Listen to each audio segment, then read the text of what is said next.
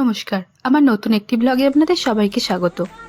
আজকে আমি কথা বলবো হুগলি জেলার সিঙ্গুর ব্লকের একটা প্রাথমিক স্কুল বড়া গার্লস প্রাথমিক বিদ্যালয়কে নিয়ে। এখানে শুধু পুঁথিগত শিক্ষা নয়, সাংস্কৃতিক চর্চাও সমানভাবে চলে। এই সাংস্কৃতিক শিক্ষার প্রধান উদ্যোক্তা এবং শিক্ষক হলেন এই স্কুলেরই প্রধান শিক্ষক সুমিত দা, আর তাকে সাহায্য করেন এই স্কুলেরই বাকি শিক্ষকেরা। শিক্ষাকে কেবলমাত্র পুঁথিগত শিক্ষাতে আবদ্ধ না করে রেখে পুঁথিগত শিক্ষার পাশাপাশি সাংস্কৃতিক চর্চাও তারা করছে, আর এই সাংস্কৃতিক চর্চা শিশু মনকে বিকাশ করতেও সাহায্য করে, আর তার পাশাপাশি পড়াশোনায় মনোযোগও আরও বাড়বে।